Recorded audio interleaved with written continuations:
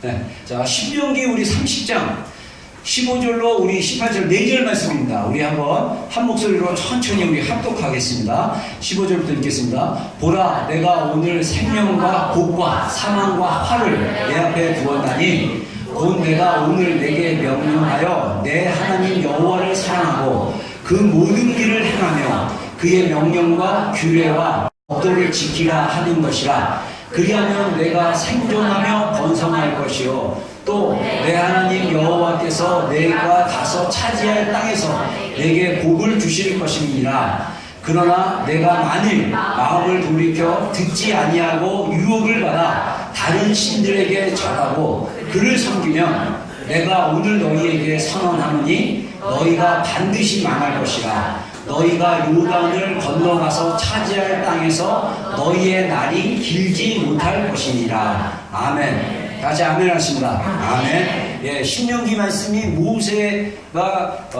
쓴 성경 창세기, 출애굽기, 레위기, 민수기, 신명기에서 5권의 모세 오경이라서 모세가 쓴 5권의 책이라고 하는데 이 5권의 마지막 책이 신명기입니다. 특별히 신명기는 모세가 광야 생활 40년을 정리해서 3편의 설교와 같이 강해로 하나님께서 이스라엘 백성 가운데 어떻게 역사하신지를 썸머리하는 이야기인데, 오늘 특별히 본문 30장 말씀은 마지막 썸머리에 대한 해당이에요. 그래서 결론은 뭐냐? 하나님이 우리 이스라엘 백성들을 선택하셨고 우리 이스라엘 백성들을 애굽의 노예 생활로부터 420년 또는 400년 동안 하는 생활을 벗어나게 하시고 이제 가나안 땅으로 너희가 이제 곧 들어갈 텐데, 너희 인생의 길 앞에 4가지가 있다. 그 4가지는 2개씩 나눠서 할 수 있어요. 뭡니까? 생명과 복 또는 사망과 화. 자, 재밌는 거는요, 이 우리가 자연 세계를 보면 영의 세계를 볼 수 있습니다. 제가 늘 얘기하지만 영의 세계는 자연 세계의 그림자예요. 자, 우리가 여러분 보십시오. 지금 낮 시간입니다. 밤이 옵니까 안 옵니까? 밤이 와요. 이 아담이 에덴 동산에서 타락한 이후에 사실 하나님이 창조하실 때는, 이 지구를 창조하실 때는 창세기 1장에 말씀하신 것처럼 보시기에 좋은 곳으로 창조하셨어요. 근데 사단이 아담과 하와를 유혹을 해가지고 아담이 그 가장으로서 하나님의 어떤 주권자로서 서 있었지만 그가 유혹에 빠져서 하나님께 불순종하니까 이 세상에 로마서에 말씀하신 것처럼 한 사람으로 인해서 죄가 들어왔어요. 죄가 들어오면서 이 죄에서의 그 자연스러운 게 뭐냐면 사망과 저주입니다. 사실 이 본문 가지고 제가 나중에 한번 기회가 된다면 이 축복과 생명의 길과 사망과 저주의 길이 이 영적인 세계에서 어떻게 다루며 이것이 우리 삶 가운데 어떻게 적용되는지를 얘기하고 싶은데, 이거는 제가 오늘 속사람의 변화와 관련되어 있기 때문에 요거에 한해서만 이야기를 좀 하겠습니다. 우리의 속사람이 복음으로 완전히 굴복하기까지 우리 안에는 계속 어떤 싸움이냐면 영적 전쟁이 있는 거예요. 우리 안에, 제가 지난주일날 우리 속사람의 변화 1번에 있어서 로마서 5장이니까 7장 말씀 가지고 이 사도 바울의 7장 말씀 가지고 사도 바울의 고백처럼 내 안에 하나님을 기뻐하지만 또 하나님을 싫어하는, 그래서 나로 하여금 죄로 짓게 하는 그 어떤 것이 있다라는 것을 사도 바울이 깨닫게 됐다, 이렇게 얘기를 하잖아요. 그것을 우리의 타고난 원래 아담의 후손인 우리에게 가지는 영적인 유전적으로 흐르는 죄를 향한 성향이에요. 우리가 예수 그리스도로 말미암아 십자가의 복무로 우리가 그 원죄에 대해서는 우리가 용서를 받았고 완전히 잘게 됐는데, 여전히 우리의 몸이 있고 우리의 혼의 영역에 있어서 그 영역이 복음에 굴복하지 않으니까 우리의 마음이 계속 갈등하면서 하나님의 법과 싸우고 하나님을 싫어하는 마음이 있고 하나님의 말씀을 따르지 않으려는 성향이 계속 있다는 거예요. 그래서 이 속사람이 다시 복음으로 계속적으로 변화되는 것, 이게 필요하다는 거죠. 그래서 우리의 속사람이 계속적으로 바뀌는 과정을 우리가 신학적 용어로 성화의 과정이라고 합니다. 성화. 계속적으로 변화되는 거예요. 그래서 우리가 계속적으로 변화되는 게 필요합니다. 그래서 우리가 나중에 우리가 이제 예수님이 구름 타고 오시고 우리의 몸이 이제 부활체로 바뀌게 되면 우리가 이제 영화로운, 하나님이 우리의 창조에 완전히 죄로부터 해방된 영화로운 모습으로 우리가 주님과 같이 사는 거예요. 근데 그 전까지 우리는 어떤 싸움이 있냐? 우리 안에, 우리 주변에 있는 죄와 싸우고 있는 거예요. 그래서 우리의 인생길에는 뭐가 있냐? 생명과 축복이 있고, 또 다른 길은 뭐냐면 어둠의 길, 낮이 있으면 밤이 있듯이 이 뒷면에는 뭐냐면 사망과 저주의 길이 있다는 거예요. 그래서 여기서 우리가 어떻게 반응하느냐가 굉장히 중요하다. 우리가 이미 복음으로 거듭나고 의로운 의인이라고 하나님이 칭하셨지만 여전히 우리 안에 죄를 향한 성향이 있기 때문에 이 죄를 향한 성향을 십자가에 가져가고 십자가의 못을 받지 않으면 우리의 자아가 자꾸 죄를 지으려고 하기 때문에 이 죄를 우리가 십자가에 가져가서 못을 받고 예수님의 보혈로 덮고 치유되어서 우리가 날마다 주님의 통치를 받고 나가야 된다. 이게 성화다. 다시 얘기하는 거죠. 그래서 여러분들 중요한 게 여러분의 인생은요, 제가 예언할게요. 말씀 그대로 축복과 저주가 있습니다. 이게 잘못 이해하면요, 예전에 굉장히 한국에서 유명한 목사님이 있었습니다. 제가 아직도 기억납니다. 제가 2000년 1월에 뉴질랜드, 맞아요. 2000년 12월에 뉴질랜드 와고 오기 전에 제가 1월 달에 학원복음화 협회라고 서울시 지역에 있는 청년 대학부 사역자들이 모이는 모임의 회원으로 같이 있었어요. 제가 섬겼던 교회 대학부가 한 300명 정도 있었는데, 그때 영락교회에서 우리가 이제 사역자들이 모여서 뭘 했냐면 신년 연합 집회를 하자. 그래서 굉장히 유명하신 목사님을, 젊은 목사님인데 굉장히 유명하신 분이에요. 그래서 그분을 모시고 우리가 3일 동안 집회를 열었어요. 영락교회에서. 서울에 있는 영락교회에서. 그래서 서울시에 있는 그 학원복음화 협회에 가입된 많은 청년들과 대학생들이 모여서 예배 드렸습니다. 저는 우리 대학부 지체들하고 이제 2층에서 이제 같이 했는데, 그날 막 찬양도, 마지막 날이니까 찬양도 되게 많이 좋았는데, 갑자기 이제 그 강성 목사님 딱 오셔가지고, 저기 막 울지 말라고. 예배는 감정이 아니라. 막 그래서 제가 순간 혼란이 왔어요. 난 찬양이 은혜로워서 웃었는데, 이게 잘못된 건가? 근데 이분이 얘기하는 게, 이 1999년에 한국에서 히트쳤던 기독교 서적이 뭐냐면 가문에 흐르는 저주를 끊으라, 이 책이 있었어요. 이 책이 최악의 도서다. 그러면서 저기 로마서 8장 1절 2절 말씀 가지고 누구든지 그리스도 예수 안에 있으면 결코 정죄함이 없나니 생명의 성령의 법이 죄와 사망의 없어 너를 해방했다. 그래서 우리는 이 복음 안에서 해방됐기 때문에 이 저주가 다 끊겼다. 근데 이게 50%는 맞고 50%는 틀려요. 우리가 영의 세계에 들어가면요, 법이 적용되는 게 달라요. 우리가 전체적인 복음으로는 맞습니다. 근데 우리 안에 여전히 죄로 회개되지 않는 영역이 있다면 말씀을 기준으로 해서 그 죄를 회개하셔야 돼요. 그러지 않고 그 죄가 그대로 있는 상황에서 우리가 정죄감 없이 살 수가 없어요. 여러분들 의외로 많은 성도들이 알 수 없는 정죄감으로 살아간다는 사실 아세요? 제가 어떤 책에서 읽어보니까 미국에 있는 목사님인데, 자기가, 이분은 부흥사입니다. 세미나 하면서 여러분들 오늘 혹시 이 집회에 오면서 죄책감을 가지고 나왔던 사람 손 들어보니까 대부분 손을 들더래요. 근데 그 죄가 뭡니까? 근데 막연히 모르겠다. 그냥 나는 죄인이다. 이런 막연한 마음은 안 돼. 그것도 잘못된 태도예요. 우리가 정확하게 우리 안에 우리의 예수 그리스도를 닮아가고 예수 그리스도를 왕되심을 인정하지 않는 그 연약한 그 죄를 정확하게 찝어내서 하나님 앞에 말씀의 기준으로 그 기준에 가져가서 말씀으로 십자가에 못 박고 회개하고 예수 그리스도 보혈로 바르고 십자가를 우리의 자아에 바른 다음에 우리가 성경의 기름 부음으로 새롭게 하셔야 됩니다. 그래야 삶의 변화가 일어납니다. 왜 우리가 삶의 변화가 없느냐? 언어의 변화가 없고 삶의 태도의 변화가 없냐? 제가 지난 주일에 말씀한 것처럼 옛사람의 태도, 옛사람의 언행, 옛사람의 습관 때문에 그래요. 옛사람은 예수님을 믿기 전의 모습, 믿기 전의 태도를 얘기하는 거죠. 자, 그래서 모세를 통해서 하나님이 이스라엘 백성들에게 주는 것이 아니라 오늘날 이 말씀을 보고 있는 모든 전 세계의 성도들에게 말씀하시기를, 내가 생명과 복과 사망과 화를 너 앞에 두었다. 그래서 16절 우리 다시 한번 읽어보겠습니다. 시작. 내가 오늘 내게 명령하여 내 하나님 여호와를 사랑하고 그 모든 일로 행하며 그의 명령과 규례와 법도를 지켜라 하는 것이라. 그리하면 내가 생존하며 번성할 것이요 또 내 하나님 여호와께서 내가 가서 차지할 땅에서 내게 복을 주실 것이니라.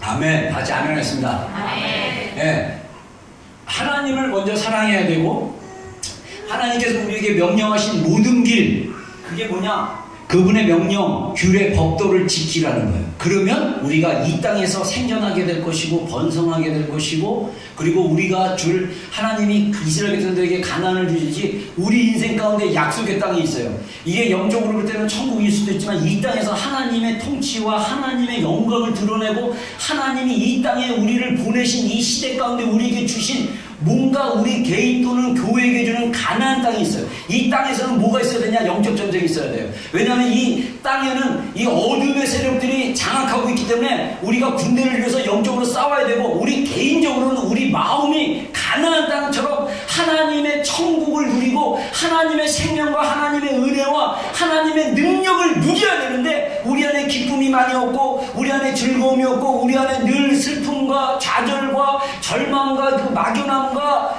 이런 어떤 짜증과 이런 어떤 그런 어둠의 영역에 계속 지는 이유가 뭐냐? 우리에게 하나님이 차지할 우리가 영적으로 싸워서 차지할 그 땅을 우리가 정복하지 못하기 때문에 그래서 정복하는 방법은 뭐냐? 단순하게 얘기하면 하나님 말씀대로 살면 되는 거예요. 하나님 말씀대로. 그래서 대표적인 하나님의 말씀이 십계명입니다. 자, 여러분들 글씨 잘 안 보이겠지만 첫 번째 계명이 뭐죠?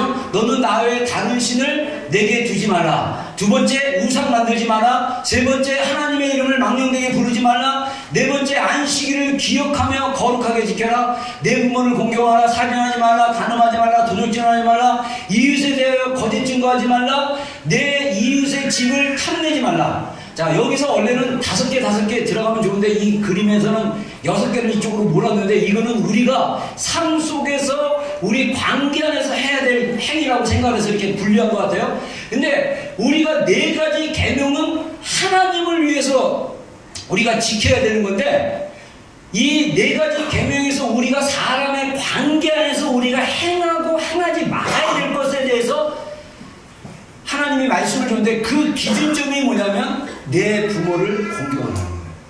자, 그래서 이것이 가장 크고 첫째 되는 계명이 뭐냐? 예수님께서 이 10계명을 딱 축약했습니다. 우리 마태복음 22장 37절로 40절 한번 읽어보겠습니다. 시작. 예수께서 이르시되 내 마음을 다하고 목숨을 다하고 뜻을 다하여 주의 너의 하나님을 사랑하라 하시니 이것이 크고 첫째 되는 계명이요 둘째도 그와 같으니 내 이웃을 내 자신과 같이 사랑하라 하시니 이 두 계명이 온 율법과 선지자의 강령이니라. 예. 여기서 이 두 계명이 온 율법과 선지자의 강령이다. 자, 우리가 성경을 보면요. 우리가 가지고 있는 이 성경, 제가 이제 이거 찬송가 학본이라서 지금 좀 무겁고 또 영어까지 이렇게 들어가서 상대적이 두꺼운데 성경 66권 이 말씀을 딱 축약하다. 이걸 딱 줄인다 그러면 10계명 말씀이에요. 근데 그 10계명 말씀을 딱 줄이면 예수님께서 마태복음 22장에 말씀하신 말씀입니다. 첫째 계명, 둘째 계명. 하나님을 사랑하는 거고 그 다음에 이웃을 사랑하는데 누가 들어가야 되냐면 나 자신을 사랑하는 거. 그래서 우리 인생은요 간단합니다. 사랑할 대상이 3개 있습니다. 첫 번째 하나님 사랑, 두 번째 자신 사랑할 수 있어야 돼요. 자신은 안 사랑하면서 남 사랑한다 불가능합니다. 그거 진짜 사랑 아니에요. 우리 한국 부모들이 실수하는 거 하나, 자신은 잘 돌보지 않고 자식들에게만 많이 그렇게 공양을 하는데 대부분 그 자식들이 배신을 합니다. 그게 죄성이에요. 고마워하는 자녀들이 별로 없어요. 물론 고마워하는 자녀들도 있죠. 그 자녀는 5번째 계명을 알기 때문에요. 여러분, 우리가 하나님의 말씀을 통해서 우리에게 주신 거 있습니다. 이 말씀을 우리가 실천하면서 그 말씀의 기준으로 우리가 하나님 앞에 순정하지 못한 영역이 있다면 회개하고 순정하고 말씀으로 따라가는 게 굉장히 중요합니다. 그리고 세 번째 대상이 이웃입니다. 나 외에 모든 대상은 다 이웃이에요. 내 아내도 이웃이고요. 자녀도 이웃이에요. 자녀가 나에게 속했다고 생각하는데 하나님이 주셔서 속한 거예요. 그래서 우리의 자녀는 내 소유가 아닙니다. 누구의 소유입니까? 하나님의 소유입니다. 하나님이 위임하신 거예요.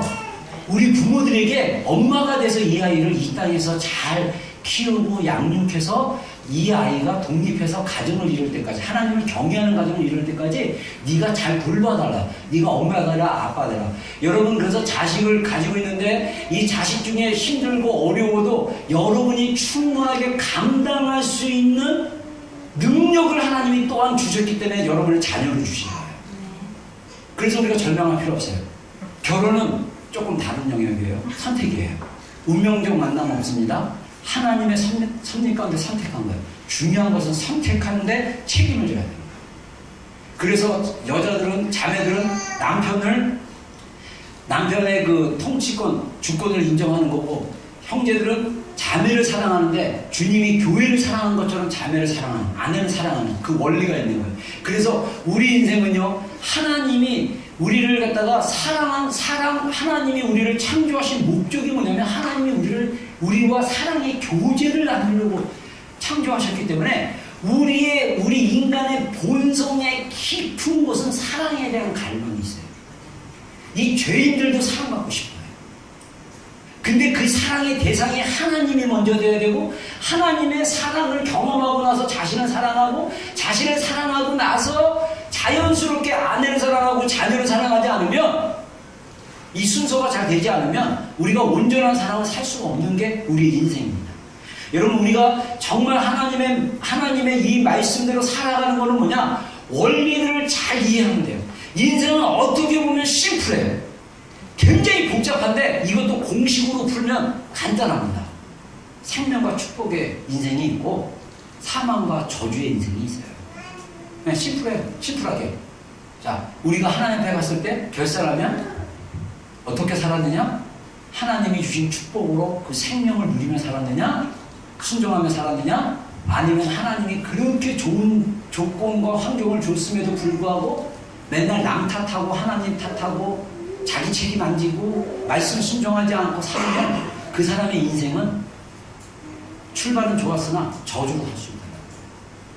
그래서 우리가 하나님의 말씀이 우리 삶의 기준이 되기를 주의 이름으로 축원합니다. 제가 지난주에 얘기했던 것처럼 자연 세계에는 자연 법칙이 있어요.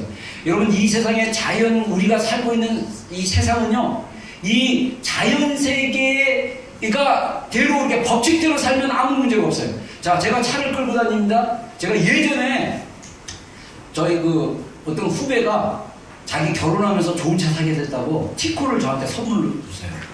그래서 제가 티코 끌고 우리 가족 처음 차로 우리 하나 이제 4살 때인가 하고 이제 우리 데리고 우리 동안 이제 임신할 때인가 해서 이제 용인의 에버랜드를 가다가 제가 게이지에 불이 들어왔는데 제가 기름 넣어야지 그렇게 생각을 했다가 까먹었어요. 그리고 그냥 타고 갔어요. 갔다가 오는 길에 껌껌해졌을 때 용인에서 고속도로에서 차가 갑자기 1차선으로 막 갔는데 100km인데 갑자기 90, 89 딱 주는 거예요. 그래서 내가 차가 좀 이상하다. 그래서 빨리 갓길 쪽으로 딱 가는데 갓길에 딱 쓰자마자 차가 섰어요. 그래서 비상깜빡이 켜고 하필이면 그날 또 핸드폰 배터리가 거의 없어. 그리고 차를 잘하시는 분한테 전화해가지고 차가 이런데 왜 그럴까 했더니 여기 만져봐 저기 만져봐 그러더니 혹시 기름 없는 거 아니야? 그랬더니 생각해보니까 기름이 자연 법칙이죠. 기름이 없으면 차가 안 움직입니다. 주님 안에 우리의 생명이 없으면, 주님이 우리에게 주시는 능력이 없으면, 에너지가 없으면 우리가 삶을 이길 능력이 없어요. 영적인 세계도 똑같아요. 여러분, 제가 또 한 번 실수한 거 얘기할게요. 또 차에 관련된 건데, 이거 원래 갑자기 생각나서 얘기하는데, 예전에, 한 10몇 년 전에, 어떻게 아는 지인이 와서 제가 이렇게 정착 서비스를 이렇게 도와준 적이 있어요. 근데 그때 차를 같이 이렇게 빌려서 하는데, 제가 이분한테 이제, 와이프가 여기서 이제 조기 유학으로 이렇게 와가지고, 제가 이제 이분들한테 정착 서비스로 기름을 어떻게 넣는 건지 알려줘야 되는데, 제가 깜빡하고, 디젤 차인데 그냥 일반 휘발유를 넣었어요. 알려준다고 바보같이. 네, 10몇 년 전에. 그래서 주유소에 마침 그 주유소 옆에 정비소가 있었어요. 근데 딱 넣었더니 디젤 차인데 휘발유를 넣고 이렇게 했더니 나중에 보니까 이게 디젤유라고 나왔는데 보고 누구 일반 휘발유를 넣은 거예요. 그러니까 그분이 한국에서 오신 분이 더 좋은 연료니까 괜찮지 않을까요? 그래서 그럴 수도 있겠네. 그래서 주유소 직원한테 물었더니 안 된대요. 그건 기름을 다 빼야 된대요. 다 빼고 그 다음에 기름을 다시 넣어야 된대. 그래서 스스로 한 200불 주고 다 빼고 기름을 다시 넣었어요. 그래서 도합 한 300불 손해를 봤어요. 뭡니까? 잘못 넣으면 차는 못 가요. 믿음으로 간다 그러면 그 차가 안 가져요. 믿음으로 간다 그러면 그 엔진 다 날아가요. 그러니까 200불 주고 가르면 돼요. 영의 세계도 똑같아요. 우리가 하나님의 말씀에 순종하지 않고 나는 복음으로 거듭나고 나는 앞으로 천국 갈 거니까 나는 괜찮아. 그 인생 망가집니다. 그 인생 잘못해요. 근데 나는 이렇게 열심히 기도하고 내가 이렇게 열심히 주님을 섬기고 내가 이렇게 열심히 뭔가 했는데 왜 안 될까요? 말씀의 원리로 들어가서 그 일이 왜 안 되는지를 하나님의 말씀으로 조명하셔야 돼요. 그리고 그것을 새롭게 하셔야 돼요. 그래서 제가 4가지 성경에 나와 있는, 그래서 사실 여러분들 중요하게 생각하면요, 십계명 말씀하고 예수님이 가르쳐준 산상수훈의 말씀들을 여러분들이 잘 소화해서 말씀의 원리로 터득하고 그것이 여러분의 삶의 원리로 딱 장착이 돼서 그렇게 살면요, 여러분 정말 죄지을 일이 별로 없을 거예요. 근데 만약에 이 말씀들이 내 안에 완전히 흡수되지 않고 그것으로부터 힘을 받지 않으면 여러분의 인생이 삐그덕거릴 수밖에 없어요. 잘 안 풀리고 힘들고 안 되고 막 이럴 수 있어요. 그래서 제가 성경에 많은 원리가 있는데, 말씀이 있는데 그 중에 4가지만 딱 집어서 여러분들에게 얘기하겠습니다. 자, 중요한 원리. 부모 공경하는 거예요. 내가 이거 전에 100개까지 다 시켰죠. 자, 우리 그래서 간단하게 얘기하겠습니다. 우리 한번 읽어보겠습니다. 출애굽기 20장 12절 말씀 시작. 내 부모를 공경하라. 그리하면 내 하나님 여호와가 내게 세상에서 내 생명이 길리라. 예, 이것을 사도 바울은 성령의 감동을 받아가지고 에베소 성도들에게 뭐라고 얘기합니까? 자녀들아. 이 에베소 성도들은 이 사도 바울이 복음으로 난 성도들입니다. 그래서 영적인 자녀가 같기 때문에 영적인 아버지와 같은 마음으로 자녀들아, 주 안에서 너희 부모에게 순종하라. 이것이 옳으니 내 아버지와 어머니를 공경하라. 이것이 약속 있는 첫 계명이니 이로써 내가 잘되고 땅에서 장수하리라.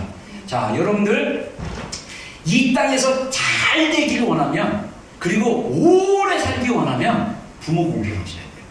근데 이 부모 공경의 전제가 주님 안에서 공경하는 것입니다. 여러분, 악한 부모 있어요. 어렸을 때 부모도 상처를 받고 부모도 아팠던 사람이라서 자녀를 사랑할 줄 몰라서, 사랑하는 방법을 몰라서 자기가 아버지로부터 부모로부터 받은 그대로 자녀들을 학대하고 그랬던 부모도 있어요. 그래도 그런 부모라 할지라도 공경해요. 주님 안에서 부모로 하나님이 섭리 가운데 부모로 세워주신 것을 인정하시고 공경하는 태도가 필요합니다. 그러면 이럴 수 있어요. 아직 부모님이 교회 가지 말라고 그러고 하나님 믿지 말라고 그러면 공경하기 때문에 순종해야 되기 때문에 교회 안 가고 예수님 안 믿어야 됩니까? 알려줄게요. 우리가 항상 이제 다음에 권위자에 대한 얘기도 나오는데, 권위나 부모를 공경할 때 기준은 하나님입니다. 만약에 부모님이 살인해라, 거짓말해라, 도둑질해라, 제져라, 남의 물건 뺏어라, 막 이런 하나님의 말씀의 기준에서 잘못된 것을 가르치고 압박을 해도 여러분들은 노할 수 있어야 돼요. 그 대신 그런 것을 시키는 부모라 할지라도 부모님으로서 공경해야 돼요. 저분은 나의 아버지다. 야, 니네 아버지 진짜 막 거지 같고 막 이런. 여기서 맡겨도 그래, 연약하지만 하나님이 나에게 부모님으로 세우신 분이야. 여러분, 이거는요, 우리가 하나님의 말씀과 권위 앞에 완전히 순종했을 때 자연스럽게 나올 수 있는 거예요. 자, 부모가 공경되지 않으면요, 그 사람의 깊은 곳에 하나님에 대한 공경, 하나님에 대한 깊은 신뢰, 하나님에 대한 경험이 없기 때문에 그게 안 되는 거예요. 뒤집은 거예요. 여러분, 최종 권위자가 누굽니까? 하나님이세요. 이 하나님이 이 땅이 돌아갈 수 있도록, 이 땅이 운영할 수 있도록 하나님이 그 권위를 위임해 주셨어요. 누구에게? 권위자들에게. 가정에서는 부모, 나라에서는 이 주권자들이나 정치하는 사람들, 이런 어떤 권세자들, 교회에서는 목사. 그래서 이 권위를 위임해 주셨기 때문에 우리가 위임받은 그 권세자들, 권위자들에 대해서 마땅히 공경을 해야 되는데, 이 부모에 대한 공경은요, 10계명의 5번째 계명인데 사도 바울은 뭐라고 얘기하냐면 이것이 약속이 있는 첫 계명이다 이렇게 얘기해요. 자, 아까 얘기했던 이 계명들, 이 10계명 중에 너희들이 이렇게 행하면 이렇게 축복을 받게 될 거라 말하는 10계명 중에 나머지 9계명은요 약속이 없어요. 그냥 그렇게 하지 마라, 그렇게 하라는 거예요. 근데 부모를 공경하라는 것만은 뭐라고요? 내 부모를 공경하면 네가 이 땅에서 잘 되게 될 것이고 네가 오래 살게 될 것이다. 할렐루야. 네. 하나님 약속하신 거예요. 여러분 부모님한테 받은 쓴뿌리, 아픈 거 하나님께 가져가셔서 계속 치료하셔야 돼요. 가지고 잊어봤자 여러분 손해예요. 그냥 저주길에 가는 거야. 안 되면 그냥 뭘 해도 잘 안 돼. 그러면 공경 보면 돼요. 공경. 부모 공경하는 겁니다. 공경하셔야 돼요. 이게 천국, 하나님이 우주의 법을 만드실 때 인간으로서 하나님의 형상을 지음받은 인간으로서 살아야 될 하나님의 기준점으로 만들어버린 거예요. 우리가 아까 얘기한 대로 제가 실수한 것처럼 차에다가 휘발유 넣어야 되는데 디젤 넣고 디젤 차에다가 휘발유 넣으면 내 차는 괜찮을까, 나는 믿음으로 가면 돼, 그러면 엔진까지 망가져요. 그렇게 생각하세요. 그 믿음, 여러분의 믿음이 중요한 게 아니라 하나님이 만든 법칙이 중요해요. 우리의 믿음은 그 법칙 안에 순종하는 게 기준입니다. 아멘입니까? 아멘. 아멘 하세요. 네. 아멘. 아멘. 아멘. 우리 비전교회 성도들은 부모님을 잘 공경해서 야, 너는 역시 하나님 믿어서 다르다라고 칭찬받는 우리 지체들이 되기를 주의 이름으로 축원합니다. 여러분 이건 굉장히 중요한 거예요. 부모님을 공경하는 거. 여러분들 이 부모님이라는 거는요, 서로 배우자의 상대방의 부모님도 해당하는 것입니다. 내 부모한테는 잘하는데 배우자의 부모한테는 못한다. 이거 이기적인 거예요. 자기 부모한테만 잘하는 게 아니라 배우자의 부모한테도 자기 부모한테 하는 만큼 하셔야 돼요. 특히 자매들이요, 시부모님한테 잘해주세요. 우리 형제들은 어쩔 수 없이 해주게 돼 있어. 아닌가? 형제들 장인 장모님한테 잘해주세요. 영석이 이제 잘해주세요. 여러분 이게 굉장히 중요한 원리예요. 두 부모님은 부부가 함께 공경해야 할 대상이에요. 그분들에게 우리가 똑같이 잘해야 되는 게 중요해요. 근데 똑같이 그러면 또 무식해가지고 또 그냥 똑같이 50만 원 줬으면 여기도 50만 원 그런 게 아니고, 이쪽 가정이 좀 형편이 괜찮으면 또 이렇게 조금 드릴 수도 있고, 이래서 균 밸런스 있게 잘하라는 뜻이지. 여러분들 중요한 건 우리 마음속에 우리가 부모님한테 어떤 것을 드리든 드리지 못하든 우리의 마음의 태도가 그분들을 하나님의 말씀에 순종하는 마음으로 공경하는 것, 이게 굉장히 중요하고요. 그 마음을 부모님들한테 표현하는 게 중요하다는 것입니다. 그렇게 사셔야 돼요. 자, 그 다음에 두 번째 중요한 원리가 있습니다. 권위에 순복하는 것. 부모 공경이 잘 안 되는 사람들은요, 권위에도 잘 안 돼요. 그 영의 원리예요. 자, 우리 한번 보겠습니다. 고린도 전서 11장 3절 한번 보겠습니다. 시작. 그러나 나는 너희가 알기를 원하노니 각 남자의 머리는 그리스도요 여자의 머리는 남자요 그리스도의 머리는 하나님이시라. 예, 사도 바울이 계시로 알게 된 것은 하나님 그리스도의 권위가 하나님으로부터 왔고, 하나님 그리스도의 권위가 하나님으로부터 왔고, 또 남자의 권위가 그리스도로부터 왔다. 이렇게 얘기하는 거예요. 그래서 남자의 머리는 그리스도다. 이거를 어떤 분은 뭐라고 표현하냐면 밧줄로 이렇게 표현하는데, 하나님께서 그리스도 대신 예수님께 그 권위를 주셨어요. 그래서 예수님께서, 부활하신 예수님께서 만왕의 왕으로 등극하셔가지고 하나님 보좌 우편에 계십니다. 요한계시록에 보면. 그래서 모든 민족과 이름과 하늘에 있는 것들, 이거는 영의 세계를 얘기하는 거예요. 새들을 얘기하는 게 아니에요. 영의 세계에 있는 있는 존재들, 천사들, 마귀들, 모든 것들이 예수님 이름 앞에 무릎 꿇게 돼 있어요. 그리고 땅 위에 있는 존재들, 이거는 동물이나 식물이나 자연계, 그리고 사람들 다 무릎 꿇게 돼 있어요. 그리고 땅 아래에 있는 죽은 자들이나 또는 영의 어떤 존재들, 어둠의 존재들, 이런 것들이 다 예수님 이름 앞에 무릎 꿇도록 하나님이 부활을 통해서 그렇게 이루신 거예요. 예수님의 순종을 통해서, 예수님의 십자가의 순종을 통해서 하나님께서 예수 그리스도를 3일 만에 부활하게 하셔가지고 하나님의 보좌 우편에 앉으시고 하나님이 영광 받으셔야 될 모든 영광을 예수 그리스도께 위임을 하셨어요. 또 우리가 요한계시록에 가면요, 더 놀라운 것은 뭐냐면 모든 민족으로 예수님 앞에 무릎 꿇게 하는 그 영광을 다 하나님 아버지께 영광 돌리는 거예요.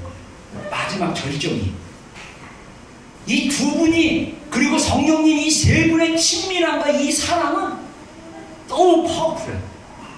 그래서 우리가 권위에 대한 것을 이해하기 시작하면 하나님이 그럼에도 불구하고 우리 부모님을 나의 부모님으로 만나게 하시고 나를 이렇게 이 땅에 이런 모습으로 살게 하신 부모님으로부터 받은 그 유전의 그 좋은 것들은 하나님이 우리에게 주신 너무나 개별적이고 개인적인 축복된 것들이에요.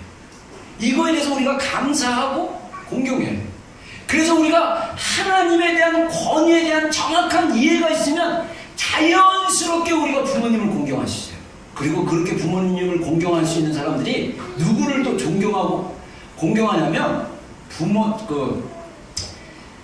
권위 있는 자들을 존경하게 돼 있어요. 제가 여러분들 가지고 잠깐 얘기했지만 제가 우리 부모님의 그 편애, 특히 우리 엄마의 그 편애 때문에 제가 상처를 받아가지고 그랬었는데, 이게 우리 어머니가 그런 게 아니라 우리 부모들이 또 그래요. 저도 그 재성을 물려받아가지고 제 3명 중에 또 한 애를 편애해가지고 우리 아이들이 다 알고 있었어요. 나 이게 뭔지도 몰랐어.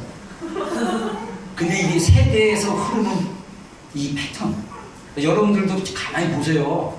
여러분들 자녀에 대한 거나 여러분들 이렇게 키워보면요, 다 부모님하고 이렇게 닮은 게 다 있어. 내가 왜 이렇게 소리를 지를까요? 부모님 중에 한 분이 분명히 소리를 질러서 나도 모르게 자연스럽게 나왔습니다.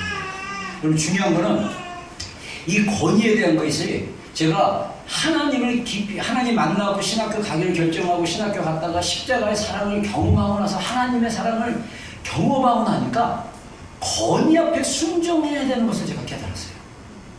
그전에는요, 제 안에 불만이 굉장히 가득했습니다.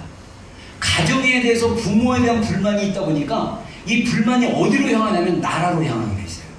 그러니까 제 청소년 때 늘 고민했던 게, 어떤 놈은 재수가 좋아가지고 부잣집에 태어나냐, 나같이 하나님 몰랐을 때 나같이 재수 없는 놈은 가난한 집에 태어나가지고 맨날 가난하게 살아야 되고, 야 이거 너무 불공평하다, 이러다가 그냥 주상파 노동 계급 막 이래가지고 막 이런 같이 딱 보니까 민중이 최고다, 부르주아들 다 타파야 되고 프롤레타르 혁명을 일으켜야 된다.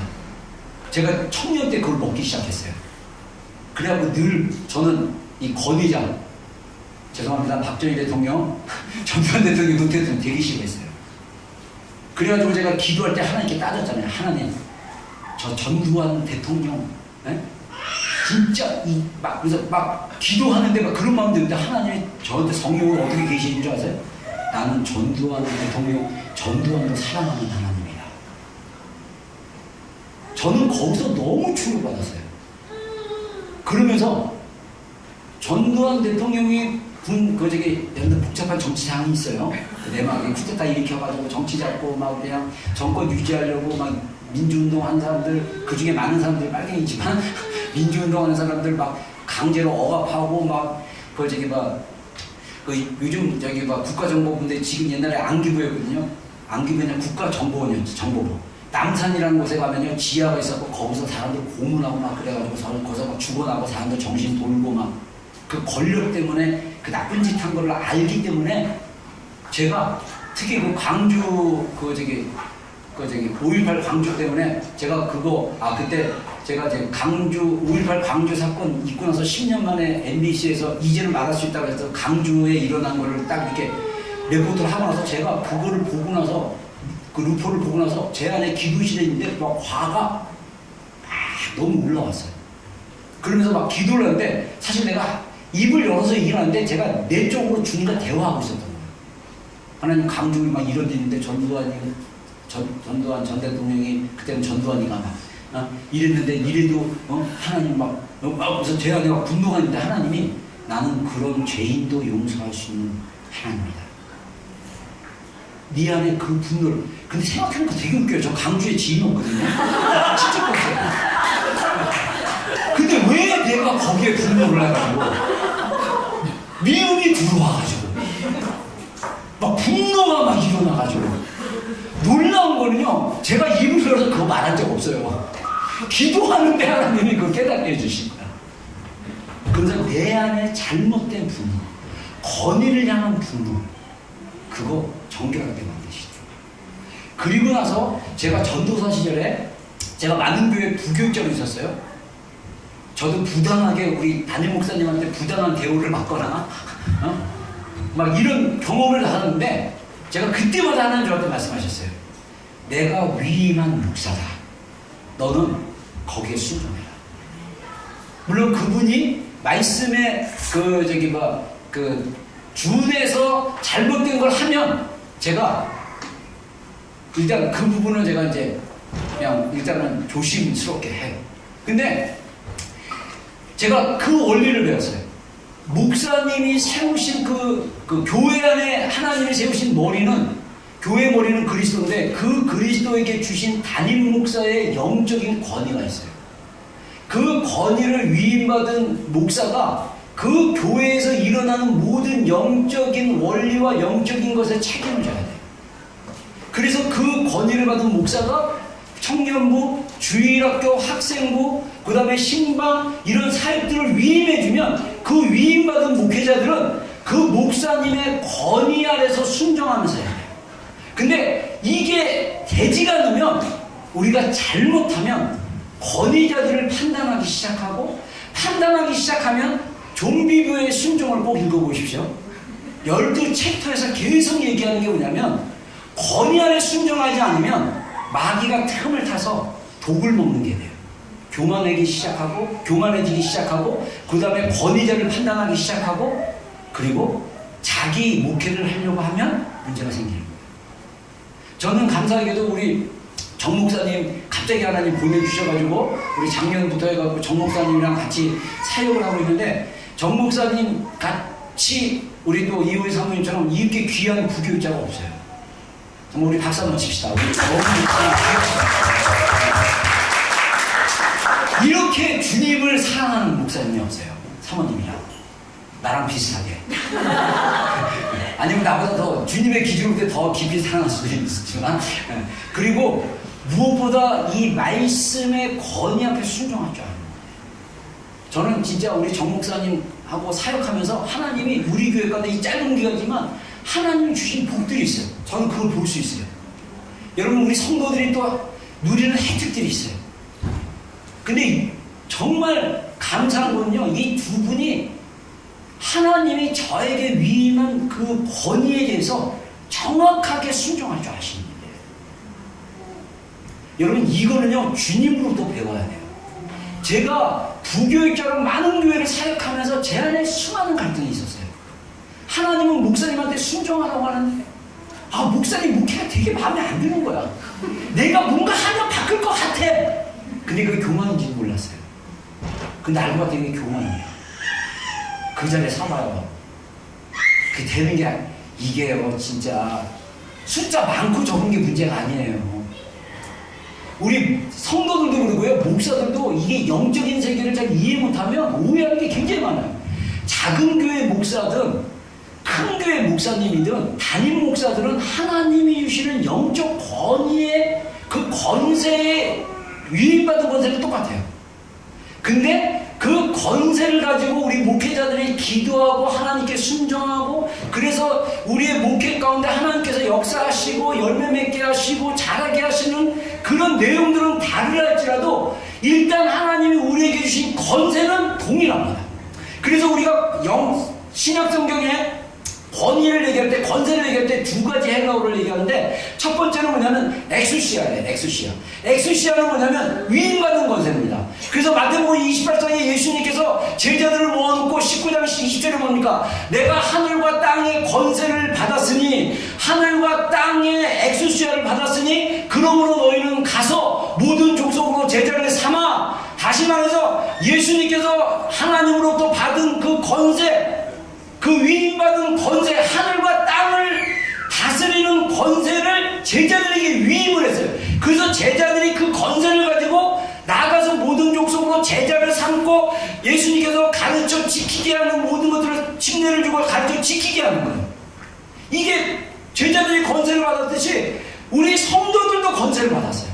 그래서 마태복음 10장에 보면 예수님께서 산에서 기도하신 후에 내려오셔서 12명의 제자를 부르시고 그들에게 귀신을 쫓아내고 병을 고칠 수 있는 권세를 주셨으니, 엑소시아예요. 엑소시아.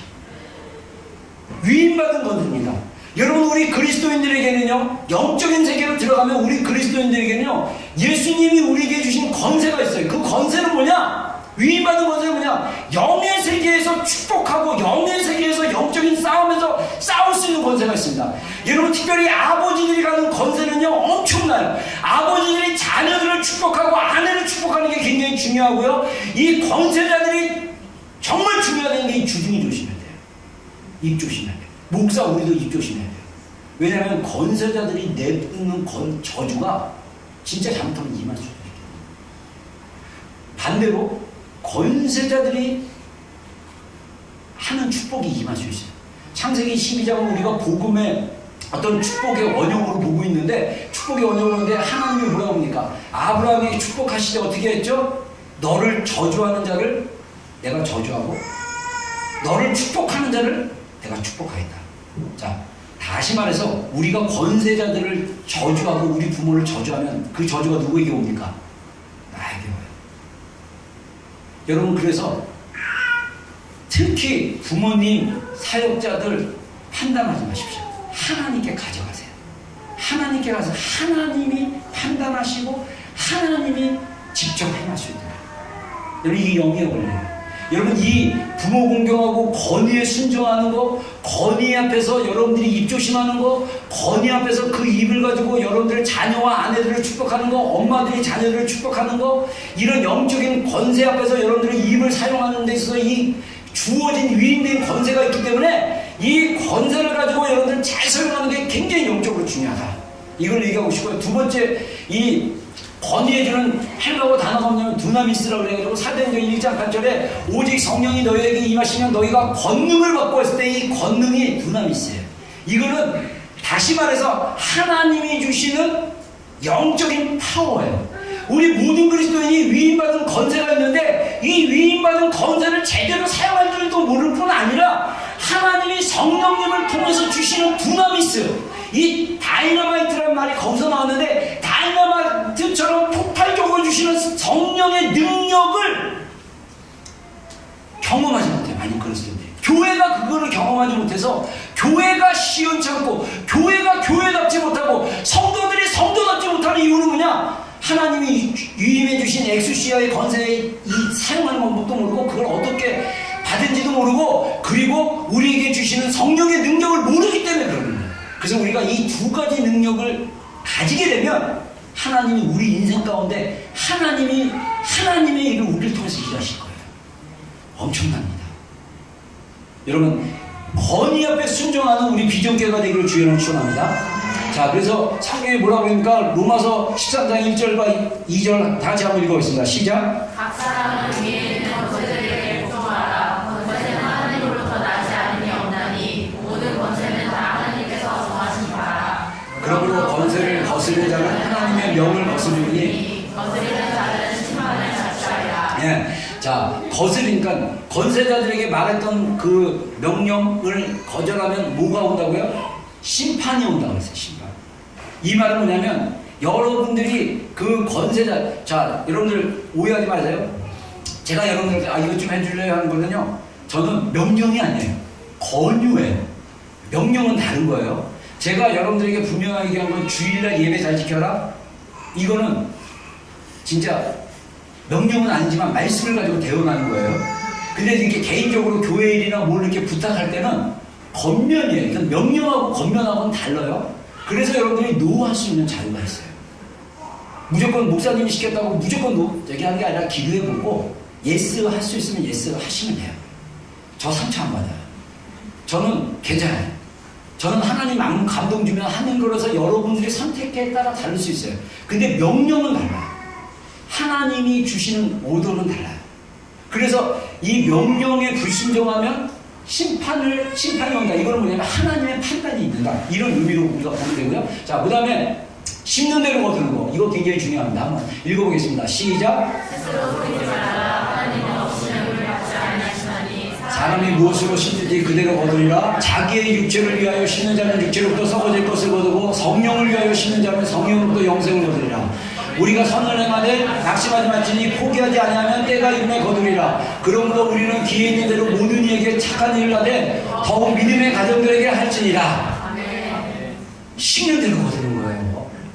여러분들이 하나님을 위해서 좋은 것을 심으면 하나님이 반드시 거두게 하십니다. 때가 이르면 거둘 것이다. 할렐루야. 믿음이 없는 사람들은요, 자꾸 자기 기대치가 없으면 자꾸 그 기대치가 안 되면 막 시험에 빠져.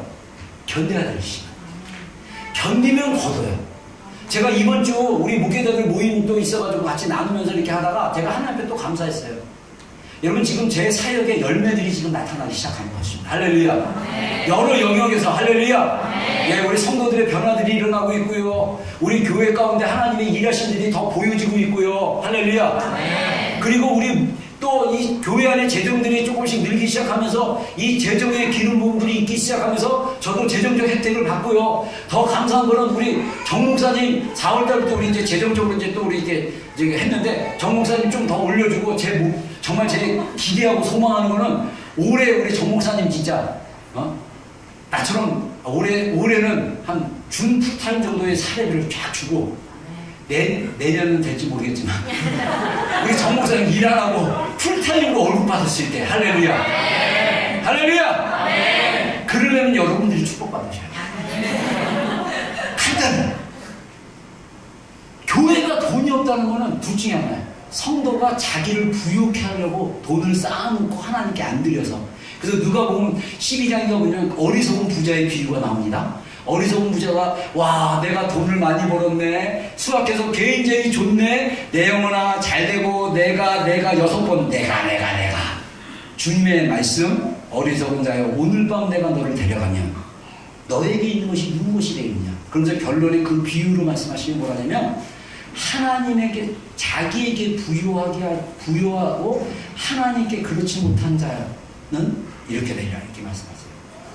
우리가 우리의 부요함이 하나님의 부요함으로 드려질 때, 그래서 마태복음 6장에 뭐라고 합니까? 돈을 사랑하지 말라고 하면서 이 사람의 마음이 뭐였냐면 재물에 있다고 했어요. 그래서 너희가 재물을 하늘에 쌓아두라고 그랬어요. 이거 영의 원리예요. 여러분 우리가 많이 버는데 막 꿈을 쳐놓고 막 이거 나에서 막 이러면요, 여러분도 모르게 재물에게 마음이 뺏기는 거예요. 그래서 하나님과 거리가 좀 멀어지는 거예요. 근데 여러분들이 이렇게 했을 때 감동이 가고 하나님께 섬기기 시작하면요, 여러분들 안에 하나님 안에서 주시는 재정의 자유함이 있어요. 하나님이 주신 축복이 있습니다. 제가 지난주에도 얘기했던 걸로 기억하는데 한국교회가 6.25 전쟁 이후에 진짜 못 살고 가난하고 힘들었는데 이분들 안에 심는 대로 거두는 법칙을 아는군요. 하나님을 위해서 즐거이 내기를 시작했어요. 하나님이 한국교회 부어주셨어요.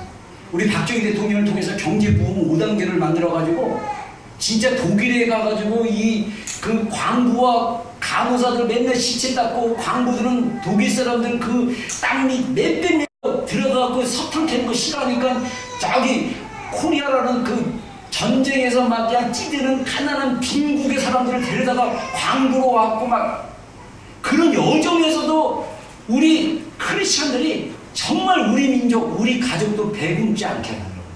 여러분 5,000년 한반도 역사에 70년대, 80년대 들어오면서 경제부흥을 일어나서 밥을 굶지 않는, 국민 전체가 밥을 굶지 않고 하루에 2끼라도 밥 먹는 때가 1970년, 80년대 경제부흥 이후였어요. 5,000년 동안 우리 민족이 너무나 가난하고 너무나 배고파갖고 기근이 오고 여러분 정말 이게 가뭄이 오고 막 이러면 사람들이 못 먹어서 굶어 죽은 시대가 굉장히 많았어요. 하나님이 우리 민족에게 복음을 전해주시고 우리 민족이 하나님을 경외하기 시작하고 나라를 사랑하는 마음을 주셔서 나라를 위해서 기도하게 하시고 그 다음에 우리만 잘 사는 게 아니라 우리 가족만 잘 사는 게 아니라 우리 민족이 잘 살게 해달라고 함께 기도하면서 믿음으로 심었더니 하나님이 전 세계 선교 역사상 한국교회처럼 이렇게 짧게 부흥하고 짧게 영적인 축복을 받은 민족이 없어요. 근데 마귀가 이거를 보고 있지 못하니까 또 빠르게 타락하게 만들어버렸어요. 그래서 지금 우리 한국교회, 우리 디아스포라 한인교회는 영적인 전쟁을 하셔야 돼요. 하나님이 우리 민족에게 주신 크리스천, 우리 짧은 이 역사를 가진 성교의 역사를 가진 우리 민족에 주신 영적인 유혹과 기업이 엄청나요. 우리가 그 믿음을 가져야 될 때는 뭐냐면 우리가 성령을 위해서 씻는 작업을 하셔야 돼요. 여러분 교회가 사회에 관심을 가지게 되고 우리 주변에 관심 갖게 되면요 주님의 도움을 필요하고 그들의 도움을 필요할 게 너무 많아요. 제가요 우리 교회에서 진짜 그 파트타임 페이 받고 막 그랬을 때도 우리 목회자들 모였는데 그때 김미진 간사 와가지고 막 왕의 재정해갖고 엄청 강의하고 막 이러면서 우리 목회자들 모아놓고 그 교회들이 그 천국 시합 해가지고 교회들이 남는 재정들을 좀 모아가지고 이 도시 오클랜드 도시를 위해서 뭔가 의미 있는 일을 했으면 좋겠다라고 제안을 했어요. 그때 제가 그 씨앗을 어디서 사용하자고 얘기한 줄 아세요? 적어도 오클랜드에서 담임 목회하는 목사들에게 최종 풀타임 사례비 줄 수 있는 기금을 만들자. 그 교회에서 자체 재정으로 얼굴을 못 주면 우리가 펀드를 만들어가지고 이 펀드에서 도네이션 하는 거예요. 할렐루야. 그럼 사람들 막 개척하려고 하나? 저는요, 메이드룸 하고 막 여기서 목회한다고 우리 모세도 이제 목회자 됐다고 하는데 한편으로 걱정이 돼요. 전문 직업이 있어서 목회하지 않으면 일반 교회 하면서 풀타임 하면서 사례비 받기 너무 힘들어요, 교회가. 한국도 그렇대, 한국은 옛날에 안 그랬는데 갈수록 많이 그래요. 여기 교민사회는 더 그래요. 제가 우리 청년사역자 모임, 우리 청년사역자 모임을 지난 월요일날 우리 정목사님이랑 같이 하는데 제가 그 청년사역자 모임을 우리 이달경 목사님이랑 하늘교회 한국의 목사님이랑 처음 만들어가지고 이 모임이 한 10년 가까이 이제 진행이 됐어요. 근데 거기서 이제 식사 한번 우리 비전교회에서 해달라고 그래서 저희 비전교회 재정으로 제가 밥을 사줬는데 제가 이거 보면서요, 진짜 어떤 마음이냐면 이 청년사역자들도 그렇고 우리 목사님들도 그렇고 재정적으로 너무 삶이 어려운 거예요. 그래서 제가 거기 있는 청년사역자 분들이랑 교제 처음 봤던 분들도 있어서 제가 딱 했는데 뭐하세요? 대부분 일을 해요. 그래서 너무 일만 열심히 하면 우리 목회자 정체성이 사라진다. 내가 목회하러 이 땅에 왔나? 아니면 내가 계속 배달하러 왔나? 내가 청소하러 왔나? 이렇게 정체성이 혼란이 올 수 있어요. 그래서 사실은 교회가 할 수만 있다면 사역자들에게 월급을 주셔야 돼요. 아멘입니까? 네. 우리 비전교회는 적어도 우리 사역자에게 생활할 수 있는 월급을 주는 교회가 됐으면 좋겠어요. 네. 성경에 원리가 그래요, 원리가. 그러면 여러분 교회가 재정이 많다는 얘기는 뭐냐면 여러분들이 축복을 받아 어찌거나 습조하거나 감사함을 하나님께 드리는 거잖아요. 그래서 아까 얘기한 대로 두 개예요. 없는 교회는 그분들이 돈이 없어도 못 내는 경우도 있어요, 진짜. 그래도 하나님께 드릴 것이 있습니다. 영의 원리는요, 그럼에도 불구하고 하나님을 위해서 심는 겁니다. 가난하게 사는 사람들은요, 왜 가난하냐면요, 계속 가난한 패턴 안에 있기 때문에 가난한 거예요. 가난하기를 결정하고 가난하게 살기 때문에 가난한 거예요. 저는 그렇게 생각해요. 우리가 하나님이 우리를 부유케 하십니다. 물론 스스로 청빈이라고 그래갖고 스스로 가난하기를 결정하고 가난하게 살기로 결정한 사람들은 그분에게 하나님께 소명받은 분들은 그렇게 사시면 돼요. 근데 하나님이 구약 말씀이나 성경 말씀들을 보면 하나님이 우리에게 주신 건 뭐냐면 우리 삶이 잘 되고 번성하기를 원하신다. 하나님이 우리의 직업에서 최선을 다하고 열심히 신고 성실하게 일하고 하나님께 구하고 믿음을 하고 하나님이 공급하시고 채워주시고 부족함이 없게 하십니다. 할렐루야. 이게 영의 원리라는 거예요. 심는 대로 얻는 거. 여러분의 재정, 여러분의 시간, 여러분의 관심, 여러분의 헌신, 여러분의 것들이 어디에 있느냐? 성령을 위해서 심는 거. 그리고 중요한 거 착한 일 많이 하는 거예요. 믿음의 가정에게 하라. 기회 있는 대로 모든 이에게 착한 일을 하지만 더욱 믿음의 가정들에게 하라. 믿음의 가정들에게 여러분들 도와줄 수 있으면 도와주고 격려하고 기도하고, 그래서 서로가 착한 일을 하고 선한 일을 하는 거예요. 믿음으로 하잖아요. 반드시 열매 맺습니다. 저는요, 여러분, 하나님께서, 저는 제 목회를 하면서 제가 정말 감사했던 게 뭐냐면, 목회는, 제가 깨닫는 게 뭐냐면, 목회는 하나님이 보내주셔야 되는구나. 하나님이 여러분들을 저를 보내주셨다고 믿어요. 그래서 때가 돼가지고, 떠날 때도 있겠지만, 그러면 또, 그분이 가는, 섬기는 교회에서 그 권위 밑에서 또 순종하고 사시면 돼요. 하나님이 이 우리 비전교회 안에서 함께 성도와 목회자로 우리를 만들어주시고 한다면 우리가 서로 사랑합시다. 서로 섬깁시다. 서로 하나님을 나라를 위해서 서로 사랑으로 심읍시다. 그랬을 때 하나님이 반드시 열매 맺게 하시는 거예요. 제가 옛날에 시티에서 청년사역 갈 때 주변 분들이 굉장히 많이 걱정했어요. 목사님 고생이 많으세요. 그냥 그 다 청년들 먹이려면 어떻게, 정말 먹이고 싶은데 먹일 게 없어서 기껏 먹이는 게 제가 뭐였습니까? 금요기도에 와라. 그래가지고 교회 재정으로 장을 봐가지고 부대찌개, 비전교회 부대찌개, 막 두부, 콩나물, 스팸, 김치, 묵은 김치 사가지고 막 금요일마다 부대찌개 만들어가지고 우리 직장에서 학교에서 오는 청년들 막 20여 명 같이 부대찌개 먹고 우리 기도하자. 막 그렇게 했지만 하나님이 은혜로 하나님이 우리 교회 가운데 계속적으로 하나님이 하나님의 사람을 만들려고 하나님이 일하고 계신 걸 제가 보게 돼요. 여러분들이 주님 안에서 열매 맺고 또 주님 안에서 좋은 것들 주신 것들 있으면 주변 사람들에게, 이웃들에게 할 수만 있다면 착한 일을 하십시오. 할 수만 있다면 사람들을 섬기십시오. 하나님이 여러분들의 섬기는 그 섬김을 통해서 반드시 때가 이르면 거두게 될 것입니다. 이게 영의 원리예요. 그리고 마지막으로 보응의 법칙. 자, 우리 신명기 28장 2절 한번 읽겠습니다. 시작. 내가 내 하나님 여호와의 말씀을 성공하면 이 모든 복이 내게 임하며 내게 이르리니. 아멘. 자, 그 다음에 28장 15절. 내가 만일 내 하나님 여호와의 말씀을 순종하지 아니하며 내가 오늘 내게 명령하는 그의 모든 명령과 규례를 수행하지 아니하면 이 모든 저주가 내게 임하며 내게 이를 것이니. 네. 자, 제가 어떤 성경학자가 얘기하는 걸 들어보니까 성경의 많은 구절이 조건절이다. If you do something, 하나님 God will do something. 이렇게 얘기를 한다고 그러는데 저는 조건절이라기보다는 그런 표현을 썼는데 제가 하나님 주셨던 마음은 뭐냐면 우리가 책임 있는 삶, 책임 있는 행동. 그러니까 responsibility가 굉장히 중요하다. 우리의 삶 가운데 하나님의 말씀을 청종하는 거. 이거 뭡니까? 우리가 자기가 가진 책임감을 가지고 반응하는 거. 그리고 반응하는 거라고 생각해요. 반응. 우리가 어떻게 반응하느냐가 굉장히 중요해요. 말씀을 가지고 우리가 올바르게 반응하면 하나님의 복이 임할 것이고, 우리가 하나님의 말씀을 순종하지 않으면 우리의 죄성은요, 자기가 듣고 싶은 것만 들어. 은혜 받을 건 자기가 받을 것만 받아. 그래서 자기 거 취할 건 취하고 자기가 받기 부담스럽고 순종하기 힘든 거는 버려.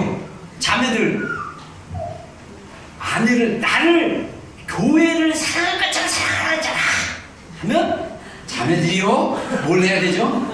남편에게 복종하기를 주님께 복종하는 사람. 형제들, 성경이 봐, 남편에게 복종하잖아 하기 전에 어떻게 해야 되죠? 아내 사랑하기를, 네? 주님이 교회를 사랑한 것처럼 두 개가 다 가야 되는 거예요. 그래서 우리가 하나님의 말씀에 대해서 반응하는 거, 책임을 지고 반응할 때 어떤 일이 일어나면 거기에 대한 결과는 그대로 일어나는 거예요. 우리가 순종하면 복을 받고 불순종하면 복을 받지 못한다. 그래서 여러분들 나중에요, 집에 가셔서 신명기 28장 읽으면요, 28장이 한 40절인가까지 있는데요. 1절부터 14절까지는요, 네가 1절 2절에 네가 내 하나님 여호와의 말씀을 청정하면 내가 내게 복이 임하여 내게 이르리니, 그러면서 네가 성읍에 가도 복을 받고 네가 길에 가도 복을 받고 네가 밭에 가도 기를 받고 너희 집에 떡강줄에 복을 받고 복을 받고 복을 받고 복을 받고 14절까지 해요. 그리고 15절 이후로 뭐라 그러냐면, 만일 하나님 말씀을 순종하지 않으면 너에게 모든 저주가 내게 임하여 내게 이를 것이니 네가 있는 성읍도 복을 받고 네가 있는 집도 복을 받고 네 그릇도 복을 받고 저주를 받고 저주를 받고 저주를 받고. 근데 저주를 더 하나님이 구체적으로 풀어놓으셨어. 그 저주가 네 인생 가운데 어떻게 임하는 줄 아냐 이러면서 저주를 더 많이 14절에 1절과 2절 다 경고하시고 3절부터 14절까지 12절은 복을 받는 영역까지 해가지고 데리프리스 목사님은 7가지가 9가지로 그 우리가 복을 받았을 때 나타나는 그 우리 삶의 어떤 그 복의 현상들을 얘기하는데, 16절인가 17절부터 저주가 임하는데 하는데, 이거는요 20몇 절 30절이야. 이 말은 뭐냐면 우리의 죄로 인해서 얻는 그 결과가 더 무시무시하다는 거예요. 우리가 죄 가운데 있고 불순종하고 우리가 말씀에 떠나 있고 우리가 말씀을 거부하고 말씀에 벗어 있으면 거기서 나타나는 그 결과와 그 영향력이 엄청 크다는 것을, 더 구체적이라는 것을 성경에 나는 보여주고 있다 이렇게 생각해요. 그리고 우리가 결론적으로요, 우리가 어떤 인생을 살 겁니까? 우리가 하나님 앞에 어떤 모습으로 살 겁니까? 고린도후서 5장 10절에 보면 이는 우리가 다 반드시 그리스도의 심판대에 나타나게 되어 각각 선악간에 그 몸으로 행한 것을 따라 받으려 함이라. 자, 우리의 몸으로 그게 좋은 것이든 나쁜 것이든 반드시 우리가 그리스도의 심판 앞에 설 것이에요. 그래서 우리가 성경을 보면 하나님 앞에 죽어서 우리가 이제 나중에 죽은 자들 다 부활시키고 이제 지구에 막 멸망이 오고 막 새하늘과 새 땅 오고 하나님의 백보자 신보자 심판이 있을 때 2가지 심판대가 있습니다. 하나는 예수님 믿는 자와 믿지 않는 자, 그래서 지옥 가는 것과 천국 들어가는 그 부분이 있고, 또 하나는 뭐냐면 그리스도의 심판대는 뭐냐면 우리가 이 땅에서 몸으로 행했던 모든 죄와 선한 것과 악한 것에 대한 평가가 있다. 그게 말 포함 행동 다. 그래서 우리가 회개 기도를 잘 하셔야 돼요. 회개를 많이 하셔야 돼요. 생각날 때마다 회개하셔야 돼요. 그리고 예수님의 보혈로 덮으셔야 돼요. 그리고 십자가에 우리의 이 습관들, 자아들을 자꾸 날마다 십자가 앞에 죽는 것을 경험하셔야 돼요. 그래야 우리가 하나님 앞에 있을 때 우리의 영과 혼과 육이 흠없고 저물는 모습으로 나아갔을 때 우리가 심판대 앞에서 우리가 하나님 앞에 칭찬받는 인생이 됐습니다.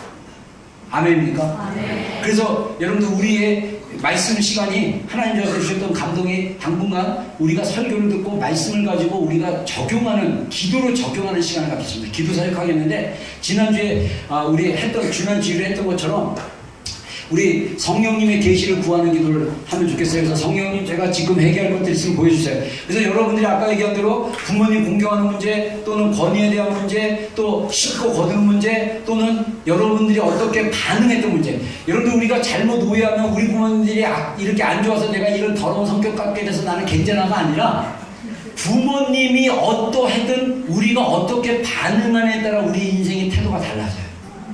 어찌됐든 부모님의 말씀에 불순종하거나 우리가 살아오면서 잘못된 거 있다면 성령님으로 하여금 깨닫게 해달라고 기도한 다음에 그것을 회개하시고, 잘못했습니다, 용서해 주십시오, 예수님의 보혈로 저를 정결하게 해주십시오, 기도하시면 돼요. 그리고 내 안에 여전히 죄로, 연약함으로, 습관적으로 죄 짓는 영역들이 있다면 그 영역을 십자가로 못 박습니다라고 고백을 하시고 주님의 임재와 능력이 내 안에 흘러넘치게 해달라고 기도하시는 게 굉장히 중요합니다.